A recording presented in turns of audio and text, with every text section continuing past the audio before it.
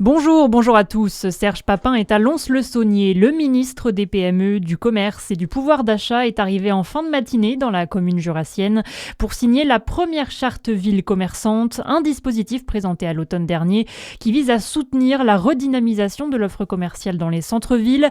Le ministre devrait repartir en début d'après-midi après avoir échangé avec des commerçants.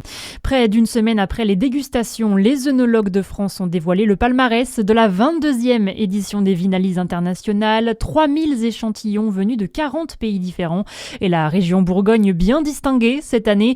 4 médailles, dont 3 grands d'or, la distinction suprême, et 1 d'or, la palme révélation Green Value a été attribuée au domaine Parent, situé à Pommard en Côte d'Or. Un rouge, les Argilières Bio 2023. Les vacances scolaires du printemps démarrent ce soir pour la zone A. Les académies de Dijon et de Besançon sont en congé jusqu'au 20 avril. Vous serez nombreux sur les routes en ce week-end de Pâques. C'est orange aujourd'hui dans le sens des départs dans tout le pays, rouge en Auvergne-Rhône-Alpes et en Île-de-France. Dans le reste de l'actualité, une prise en charge de 30 centimes le litre de gasoil non routier. C'est ce que demande la FNSEA pour aider les agriculteurs à faire face à la hausse des prix du carburant.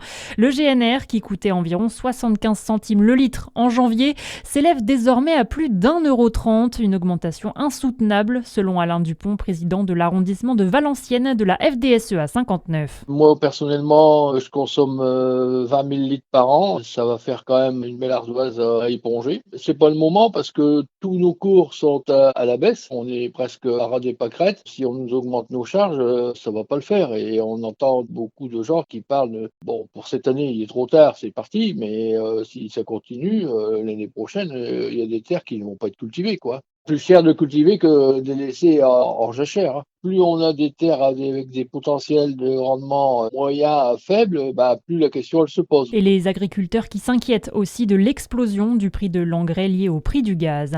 Sur TF1 aujourd'hui, le ministre des Transports Philippe Tabarot a affirmé que des livraisons exceptionnelles de carburant pourraient être effectuées ce week-end. Et à l'international, ce conflit au Moyen-Orient, Donald Trump menace une nouvelle fois l'Iran.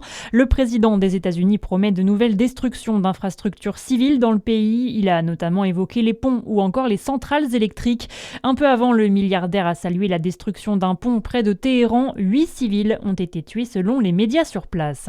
Et puis on termine avec du foot et le début de la 28e journée de Ligue 1. Ce soir, le leader, le Paris Saint-Germain, reçoit Toulouse à 20h45 et ça se poursuivra demain avec notamment le derby Lille-Lens demain soir.